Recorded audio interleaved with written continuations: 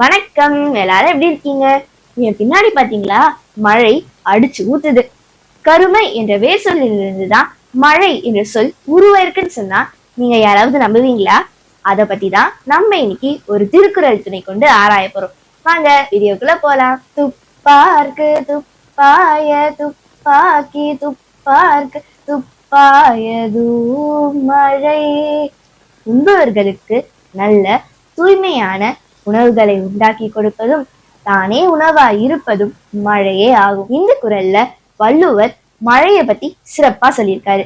நம்ம மழைய பத்தி பாக்குறதுக்கு முன்னாடி மழைக்கு காரணமான மேகம், அதாவது முகிலை பத்தி சில விஷயம் பார்க்கலாம். சாதாரண மேகங்கள் சூரிய ஒளிய எல்லா திசைகளிலும் பரப்புவதால் அது நம்மளுக்கு வெள்ளையா தெரியுது. ரொம்ப தடியா சூரிய ஒளி ஊடுருவ முடியாத அளவுக்கு நீர்த்துளிகள் அடர்த்தியா இருக்கிற நிலைய நம்ம பார்க்கும்போது அது கருப்பா கார்மேகமா தெரியுது.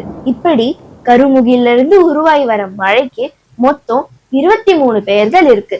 அதுல சில பெயர்களை மட்டும் நான் இப்ப உங்களுக்கு சொல்றேன். நீர், மழை, கார், மாரி, கம், ஆலம், ஆயம், அம்பு, அப்பு என்று கார் மேகத்திலிருந்து வர காரணத்துக்காக மட்டுமே இந்த 11 பெயர்களை வச்சிருக்காங்க. இப்போ மழைக்கு அந்த பேர் வந்த காரணத்தை பார்க்கலாம். காக்கும் கடவுள் திருமாலை நம்மளுக்கு தெரியும். அதுல வர மால் என்ற சொல்லுக்கு கரிய நிறத்தவர் என்று பொருள். நம்ம எல்லாருக்கும் தலையில முடி இருக்கு. இதுக்கு இன்னொரு பெயர் தலைமயில்.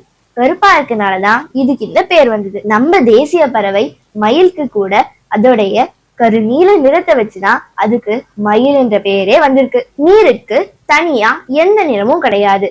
இருந்தாலும் நம் முன்னோர்கள் கார்மேகத்திலிருந்து வர மழைக்கு மை, மயை, மழை என்று கருமை என்ற பொருள் வர மாதிரி பெயர்களை வச்சிருக்காங்க.